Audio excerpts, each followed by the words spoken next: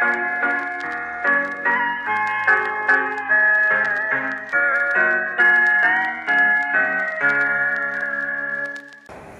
hai Sobat Islam. Hai, selamat datang di Sini Lagi. Podcastnya anak sejarah yang asik. Tempat kita membahas masa lalu, kisah masa lalu dengan gaya masa kini. Benar banget, karena sejarah itu tidak hanya menghafal tentang kap yang baku ataupun yang hafal lainnya lah, gitu kan? Iya, betul banget. Dan pada hari ini kita bakal membahas dua daerah yang mereka ini nggak suka gitu sama yang namanya penjajahan. Ya, ada dua daerah yang terkenal, yaitu Banten dan juga Aceh. Nah, kedua daerah ini itu sama-sama memiliki semangat juang yang tinggi. Nah, secara tidak langsung mereka ini sama-sama melawan Belanda. Bedanya saat Aceh itu mereka melawan saat pemerintahan Belanda, sedangkan saat Banten itu mereka melawan saat pemerintahan VOC. Nah, sebelum kita mulai pembahasannya, ini kita kenalan dulu nggak sih? Perkenalkan, nama saya Abian. Saya Aditya Pradita. Saya dikirim sama Total. Dan saya Indira Nurahma. Nah, nanti kita bahas Banten dulu atau Aceh dulu? Saya sih Banten ya. Terus Banten dulu sih. Nah, tapi karena dua orang punya Banten ya, jadi kita Banten duluan kali ya. Banten dulu kali. Nah, tapi sebelum kita masuk ke Banten, membahas soal Banten, daerah Banten, ada di sini ada yang udah pernah ke Banten belum? Gua belum. Gue sih udah ya. Oke. Jadi itu di Banten ada apa nih? Waktu gua ke Banten sih ada apa ya? Yang gua kunjungi ya, yang gua kunjungi itu ada pantai. Terus waktu keluar dari tol ada patung-patung Buddha, dengan Nah, itu emang ikoniknya di Banten gitu ya. iya. Nah, itu kan berarti sama dengan sejarah. Di Banten juga ada nih sejarah itu perlawanan Banten. Jadi dulu tuh Banten memiliki pelabuhan yang strategis yang membuat Banten ini berpotensi untuk menjadi pusat perdagangan internasional. Jadi negara-negara dari Eropa, dari Asia itu bisa berdagang ke Banten karena pelabuhan yang strategis itu. Nah, pada tahun 1619, Cornelis de Houtman ini pertama kali mendarat di Banten dan beliau menemukan seperti harta gitu lah di Banten. Jadi beliau ini mau memonopoli perdagangan lada di Banten. Nah, memang awal-awal Cornelis de Houtman ini ke Banten, dia diterima baik nih dengan penduduk Banten dan juga Sultan Banten saat itu. Tapi karena Sultan Banten ini kan merasa berteman baik ya dengan Cornelis de Houtman, kayak bersahabat banget gitu. Jadinya dia meminta Belanda ini untuk meminjamkan kapalnya untuk memerangi Palembang. Nah, tapi oke itu tuh Belanda nggak mau minjemin kapalnya ke Banten karena dan waktu itu juga diberitakan bahwa kalau Belanda itu sempat menjarah dua kapal dari Banten, dua kapal Banten ya, kapal dari Banten. Nah, jadi karena itu akhirnya Sultan Banten itu dia nggak terima dengan hal itu, jadi dia mengusir Belanda. Dan itu kan kayak udah kelihatan banget kan ya Belanda untuk memonopoli lada. Oh ya, monopoli itu apa ya? Monopoli. Yang monopoli itu adalah sistem perdagangan di mana hanya ada satu perusahaan atau kelompok organisasi yang menguasai produksi ataupun pemasaran dari sebuah barang atau jasa tertentu. Jadi ada satu perusahaan nih yang boleh menguasai barang itu. Oh, jadi satu perusahaan menguasai seluruh perdagangan dan tanpa saing sama sekali.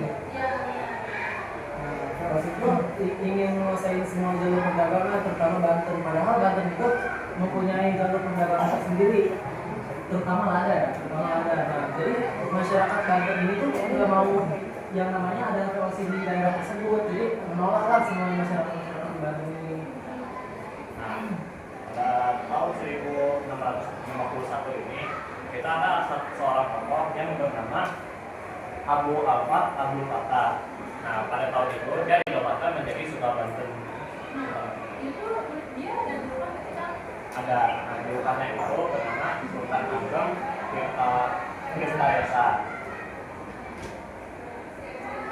jadi kan jelas banget ya kalau Sultan Ageng Tirtayasa ini menolak nih dari si Belanda itu. Nah, Belanda yang terus-terusan ditolak dari zaman Community Hotman sampai ke VOC juga ditolak oleh Bangka, dia akhirnya mendirikan bandar perdagangannya sendiri, bandar perdagangan internasional itu di Batavia. Nah, karena kan tadinya di Banten ya menjadi bandar perdagangan internasional atau pusat, tapi karena VOC mendirikan di Batavia, jadinya mereka tuh merebutkan posisi sebagai bandar perdagangan internasional. Nah, salah satu hal yang dilakukan oleh Sultan Ageng Tirtayasa untuk mempertahankan posisinya sebagai bandar perdagangan internasional itu adalah dengan mengundang negara-negara di Eropa untuk berdagang di Banten, Inggris, Prancis, Denmark, dan juga Portugis. Nah, dia juga membuat hubungan dagang nih dengan negara-negara di Asia seperti negara Persia, Cina, dan juga Siam. Nah, karena PLC ini, jadi mereka melihat Banten itu lebih maju daripada mereka. Jadi mereka tuh memblokade seluruh jalur perdagangan dari Banten. Dan akhirnya si Sultan Ageng Tirtayasa ini dia itu nggak terima di blokade itu. Akhirnya dia mengirim pasukan untuk membalas blokade dari Belanda dan mengirim pasukan lagi untuk merusak kebun tebu yang ada di Batavia yang punyanya PLC. Benar, karena dari kerusakan yang dialami oleh VOC dari kebun-kebunnya itu, VOC-nya kesel atau marah. Jadi dia ini membuat benteng di Batavia untuk istilahnya mengurangi lah kerusakan yang dibuat oleh orang-orang dari Banten ini. Salah satunya adalah benteng Norwich. Nah, sedangkan Sultan Ageng Tirtayasa itu membuat saluran irigasi. Kenapa Sultan Ageng Tirtayasa bisa kepikiran buat bikin sistem irigasi? Apa yang ada di mana? Ya emang ada hubungannya kan irigasi itu kan baru pertama. Nah, ada dong, bener banget tadi.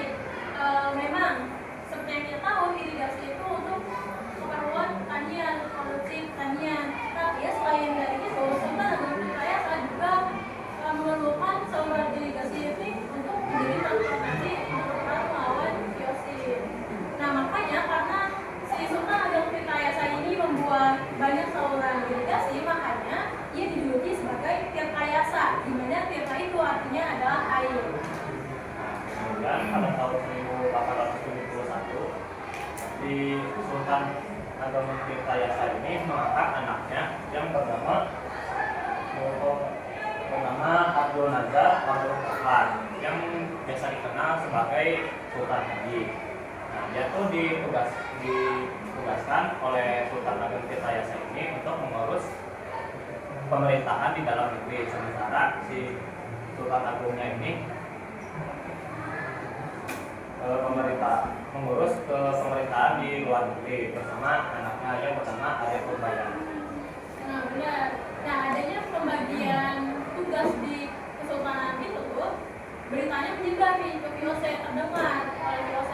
Makanya VOC mengutus seseorang yang bernama Wice untuk menghasut gitu dari Sultan Haji. Dia tuh mendekati menghasut Sultan Haji dan mengatakan bahwa sebenarnya tuh nggak perlu loh adanya pembagian di Kesultanan ini, pembagian tugas. Nah, karena itu Sultan Haji tuh jadi mikir apa jangan-jangan pembagian itu tuh ada maksud tujuan tertentu gitu dari ayahnya. Dan dia jadi curiga nih sama ayah dan saudaranya sendiri, yaitu Arya Purbaya. Dan dia berpikir nih, kalau dia nggak segera dinobatkan menjadi Sultan Banten saat itu, bisa jadi malah saudaranya yaitu Arya Purbaya yang dinobatkan menjadi Sultan Banten. Nah, jadi karena Sultan Haji udah terhasut oleh Belanda VOC, jadi Sultan Haji akhirnya jadi menjalin kerjasama dengan VOC dan untuk merebut kekuasaan dari persoalan Banten. Tapi emang itu secara matematika VOC mau bantu gratis. Nah, kan ada syarat, ada 4 syarat yang pengen ada 4 syarat yang diajukan oleh VOC, yaitu yang pertama itu VOC mendapatkan kota Cirebon, dan yang kedua Banten harus menarik semua pasukan dari pelabuhan dan dari pedalaman Priangan. Dan yang ketiga itu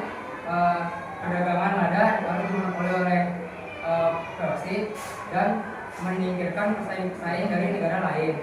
Nah, terus yang keempat, kalau Banten nggak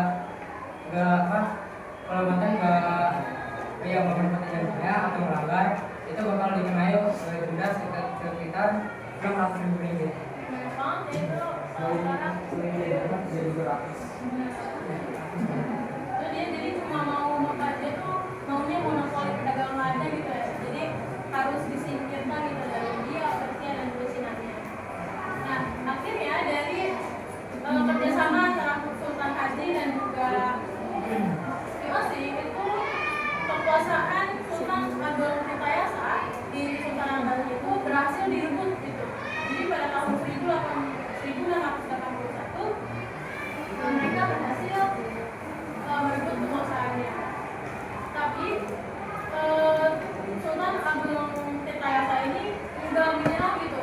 Dia mundur, tapi dengan membawa anaknya itu Arya Purbaya dan pasukan-pasukannya dan membuat kerajaan sendiri, membangun lagi tuh, membangun pasukannya dan akhirnya setahun kemudian dia berhasil mengepung si Sultan Haji.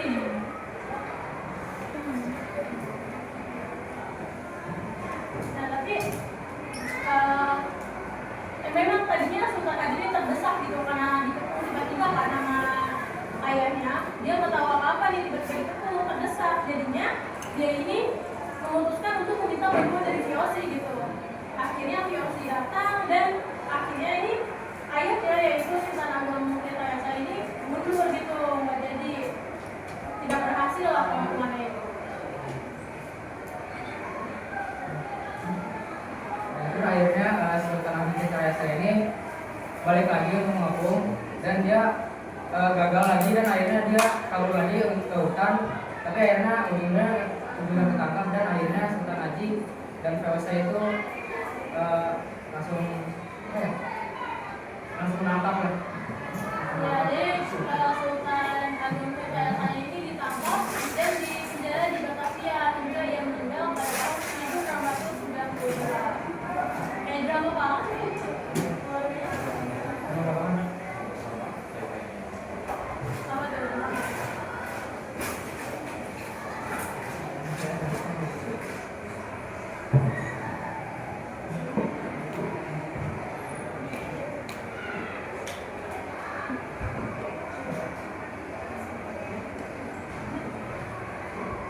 Oh berarti disitulah kekuasaan Banten mulai melemah sehingga VOC pun semakin gerak untuk masuk ke wilayah Banten tersebut.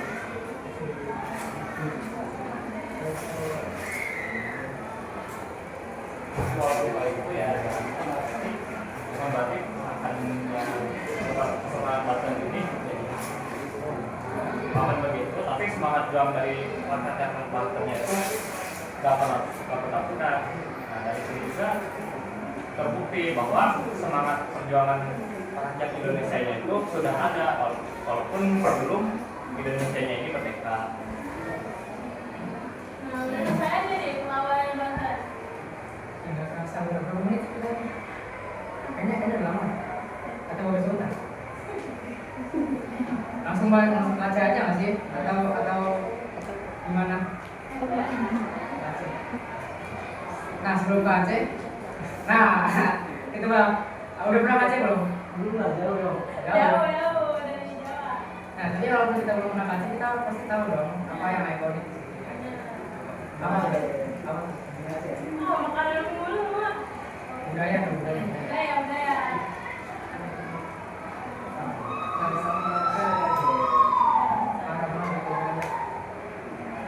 Makanya perlawanan Aceh. Nah, tapi kalian tahu gak sih latar belakang dari perlawanan Aceh itu? Enggak. Jadi pada tahun 1819 itu Sultan bin Burhan al-Shah atau Sultan Aceh saat itu memiliki perjanjian dengan Sir Thomas Stamford Raffles itu dari Inggris, di mana isi perjanjiannya itu Aceh diperbolehkan kapal-kapal Inggris untuk berdagang ke Aceh. Jadi pelabuhan itu dibuka untuk Inggris dan Aceh nggak boleh nih melakukan perjanjian lain dengan negara lain tanpa sepengetahuan Inggris. Tapi Aceh itu mendapatkan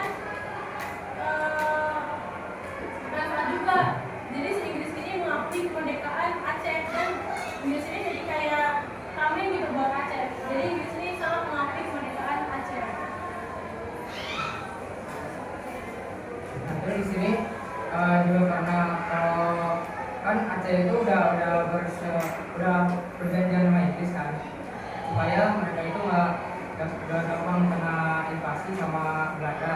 Nah jadi pada waktu itu singkat cerita si Inggrisnya itu dia menandatangani perjanjian Inggris perjanjian London dengan Belanda, yang isinya itu tentang Inggris mendapat semenanjung Malaya dan Belanda mendapat seluruh Sumatera. Nah jadi saya juga Inggris juga dapat ini Belanda juga membatasi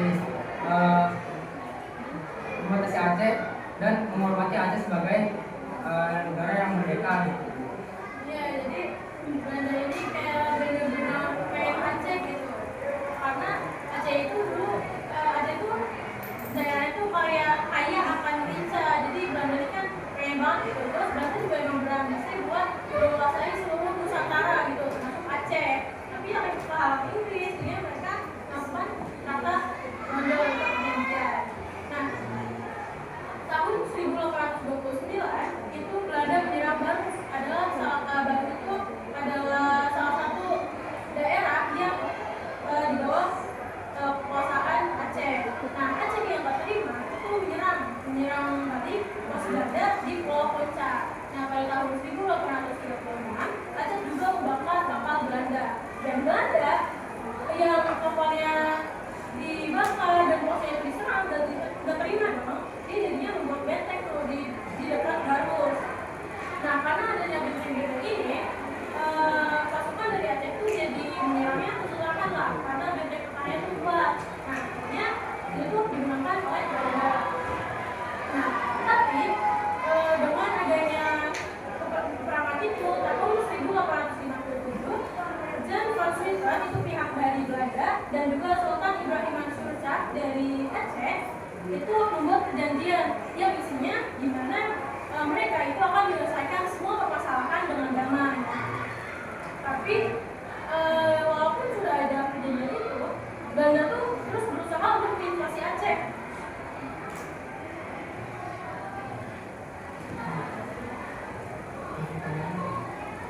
Terus pas udah kan Belanda itu pengen banget Aceh kan, Belanda itu menyerang satu persatu dari daerah pertahanan Aceh yang saya tahu itu di daerah Tamiang. Nah waktu itu di daerah Tamiang itu mereka langsung menyerang perdagangannya, dan mereka itu kayak menghasut warga Aceh untuk tidak kembali seperti ke Aceh lagi. Nah jadi karena dan Belanda juga ingin agar benderanya itu naik, benderanya itu dinaikkan di Tamiang. Nah karena Aceh itu nggak terima melihat bendera Belanda di Tamiang, jadi Aceh ini perang sama Belanda di Tamiang. Itu pertama kalinya Aceh sama Belanda itu perang. Nah, itu akhirnya Tamiang diambil itu oleh Belanda, dan Belanda ini ibaratnya ngasih lah wilayah daerah Tamiang ini ke Kerajaan Siak, yang saat itu Kerajaan Siak itu mendukung penuh Belanda. Tapi walaupun ya kan ini tuh dari Tamiang terus Langkat, Deli dan Batubara itu udah dihasuti oleh Belanda. Belanda udah istilahnya sedikit menguasai daerah itu, bahkan sampai Tamiang itu udah dikuasai penuh gitu sama Belanda. Walaupun banyak daerah kekuasaan dari Aceh yang udah direbut oleh Belanda, Belanda ini masih nggak puas gitu. Dia masih tetap menganggap Aceh sebagai hambatan dari dia yang berambisi untuk menguasai seluruh Nusantara. Nah, pada saat terusan Suez dibuka, Belanda ini tuh overthinking gitu, takut kalau Aceh ini malah bakal dikuasai oleh negara koloni lain, malah dikuasai misalnya dari Inggris atau manapun gitu. Dan makanya dia ini semakin ingin gitu, semakin tidak tahan untuk merebut Aceh dan menguasai Aceh sepenuhnya. Nah akhirnya disepakati Traktat Sumatera, perjanjian Sumatera, yaitu Inggris melepas seluruh Sumatera dan dia mendapat pantai emas di Afrika Barat. Nah karena si Aceh itu udah nggak punya backingan lagi lah istilahnya dari Inggris, jadi dia tuh menjalin hubungan diplomat lain dengan menjalin hubungan diplomat dengan negara lain supaya Aceh itu nggak gampang kena invasi sama Belanda. Benar, kayak ini tuh negara-negara yang baru ada gitu, jadi kayak Turki, Italia, dan juga Amerika Serikat. Nah, karena si Inggris ini istilahnya sudah pergi gitu dari Aceh, dan Aceh merasa tidak ada lagi yang tameng gitu untuknya. Jadi baik dari pihak Belanda maupun dari pihak Aceh itu sama-sama melakukan persiapan untuk perang, karena keduanya ini udah tahu nih pasti bakal perang karena Inggris sudah pergi gitu. Belanda pasti udah yakin nih, Inggris sudah pergi, gua masih tinggal sama mereka aja kayak gitu. Nah, hingga saatnya pada tahun 1803 pasukan Belanda yang dipimpin oleh James J.A.R. Coller itu berlabuh di pantai Aceh Barat. Dan Aceh itu udah nyiapin nih, dia udah siap banget buat perang. Dia dipimpin oleh Panglima Polim dan Sultan Mahmud Syah. Dan mereka ini pasukan dari Aceh menyerang Belanda dengan meriam. Hingga Belanda yang waktu itu terkenal jago banget ya perangnya, itu menyinggung mundur karena nggak expect mungkin Aceh bakal siap segitunya. Nah, Belanda yang saat itu merasa malu lah, nggak terima dia kalau kalah. Akhirnya dia mundur, tapi mempersiapkan untuk perang yang lebih besar lagi. Dia memperbesar kekuatannya untuk mempersiapkan lebih banyak lagi. Kemudian ada kedua itu pasukannya dipimpin oleh perwira John Van Swieten. Ini yang tadi melakukan perjanjian jadinya tetap dibatalkan oleh Belanda. Nah, pasukan yang kedua dari Belanda ini berhasil menduduki Masjid Raya Baitur Rahman dan menduduki Keraton Sultan. Tapi kenapa si Belanda ini bisa menduduki Keraton Sultan itu bukan semata-mata karena Belanda ini memang kuat gitu, tapi karena memang seluruh pejuang Aceh juga sudah meninggalkan dari keraton itu, karena mereka ini udah yakin gitu, kayaknya kita kalah kekuatan, jadi mending kita pergi ke hutan gitu untuk melakukan perang gerilya. Dimana perang gerilya ini salah satu strategi militer yang menggunakan kelompok kecil yang bergerak secara cepat dan untuk melakukan serangan mendadak. Jadi kayak mereka ini bakal sembunyi-sembunyi dan kalau mereka berhasil mereka bakal menyergap pasukan Belanda. Jadi mereka nggak semata-mata mundur dan menyerang gitu aja, mereka ini nyiapin perang gerilya juga. Nah, Belanda yang udah menduduki Keraton Sultan dan juga berhasil menduduki Masjid Raya Baitur Rahman itu jadi jumawa. Mereka jadi udah puas banget gitu sama dirinya, bahkan sampai kayak percaya diri, wah gua udah berhasil menduduki Aceh nih, seluruh Nusantara udah berada di tangan gua kayak gitu. Dan menyatakan bahwa Aceh akan menjadi wilayah kekuasaan mereka. Mereka udah berhasil menaklukkan Aceh gitu.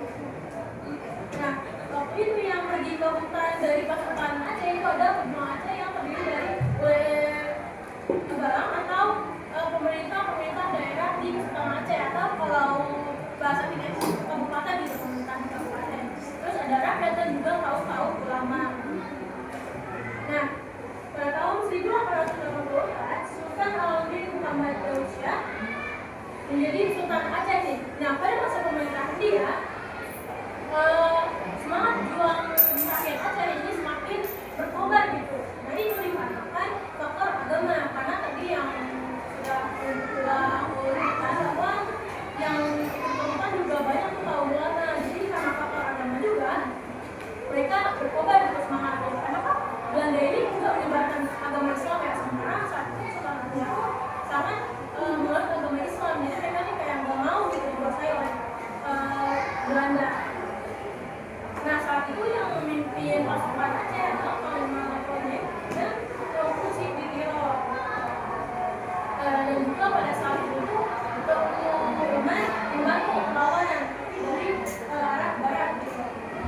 Dan karena adanya perlawanan dari barat, itu juga ada dari rakyat Aceh yang semakin berkobar banget, itu pasti mereka kayak kuat banget karena Belanda ini kewalahan gitu. Dan mereka membuat strategi sel-sel atau strategi yang memusatkan pasukannya hanya di satu daerah, tapi hal itu gagal untuk menaklukkan si Aceh lagi. Akhirnya si Belanda ini bikin strategi baru, yaitu mengusulkan satu orang, itu senang berbelanja yang sudah lama mempelajari Islam dan bahkan dirinya sendiri itu sudah masuk Islam. Jadi Belanda ini sengaja nih mengutus orang Islam untuk menganalisis masyarakat dari Aceh kayak gimana mereka sehari-hari, terus semangatnya itu berasal dari mana kayak gitu. Hingga akhirnya Sunan Kudus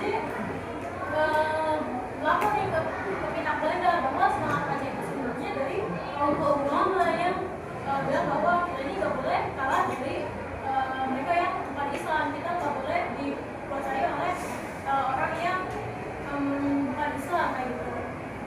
Nah, akhirnya Belanda itu berhasil memecah belah Aceh dari dalam dan memperlemah kekuatannya. Nah, karena Belanda tidak puas dengan hal itu, jadi Belanda itu membentuk Kort Maakhouse. Kort Maakhouse itu adalah orang-orang Indonesia yang diutus untuk berperang melawan Aceh, dan prestasinya itu Kort Maakhouse itu berhasil mengatakan tentang gerilya pada waktu itu. Nah, terus Teuku Umar waktu itu udah menyerah dan akhirnya dia mau menyerahkan dirinya kepada Belanda. Nah, kalau menurut sumber internasional, Teuku Umar mau ke Belanda itu karena dia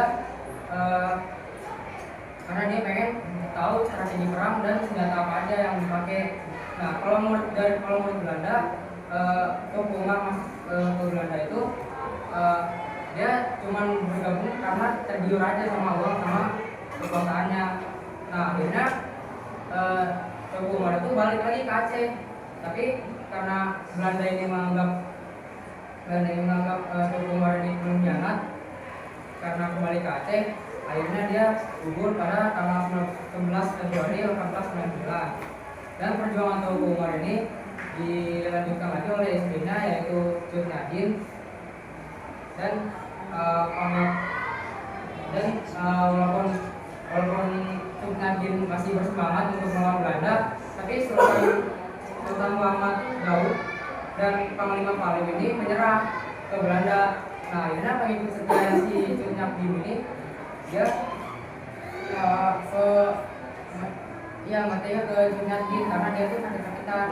Nah, terus akhirnya dia ke Belanda, ke orang-orang Belanda, dia minta supaya Cut Nyadimnya ditangkap aja supaya Cut Nyadimnya bisa dapat perawatan dan Aceh dan Belanda itu bisa damai.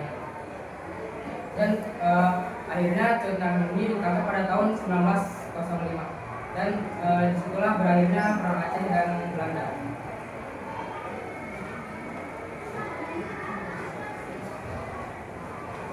Ya, akhirnya juga Belanda ini mendapatkan Aceh lah dengan upaya itu setelah 30 tahun berperang dengan Aceh, tapi ujung-ujungnya juga Aceh bisa dapat ujung-ujungnya Belanda bisa dapat Aceh. Berarti setelah dari pemimpin Jokowi itu dilakukan oleh sebenarnya.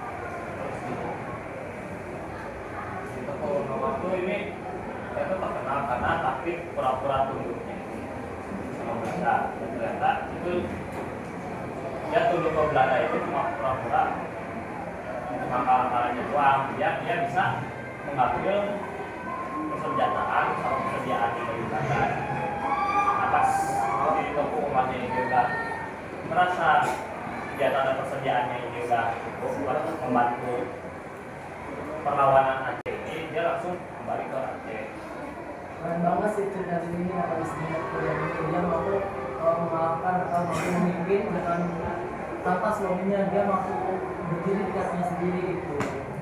Walaupun udah kasihan juga sih waktu itu dia saya perang karena sebenarnya lagi sakit kita juga kan.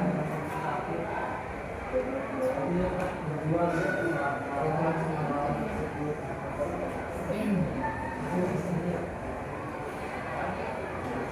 Jadi gitu. Dan walaupun akhirnya nanti juga bisa dipercaya sama Belanda pada tahun 1904, tapi perlawanan rakyat Aceh ini nggak pernah benar-benar padam.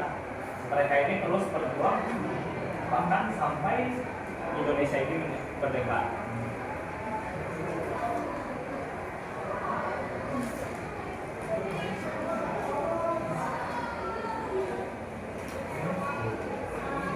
Nah, kalau kita ingat ya, baik dari perlawanan Banten maupun perlawanan Aceh, ada satu pesan yang sangat penting gitu, bahwa rakyat Nusantara dari dulu semangatnya nggak pernah padam. Mereka selalu bersemangat untuk memperjuangkan daerahnya, untuk memperjuangkan anak daerahnya sendiri.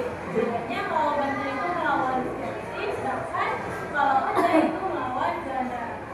Nah, benar banget tuh. Nah, dan yang lebih keren lagi, dari kisah ini kita bisa belajar bahwa perlawanan itu gak harus tentang soal menang atau kalah, tapi tentang keberani. Siapa yang berani untuk berada di pihak yang benar. Karena masih banyak kisah masa lalu yang belum kita bahas yang dari masa gitu.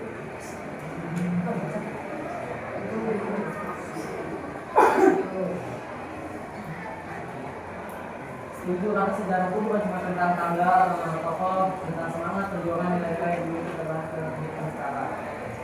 Nah, ngomong-ngomong soal semangat, kita juga jangan lupa untuk tetap semangat dalam belajar sejarah, karena dengan mempelajari sejarah kita bisa mengerti masa depan.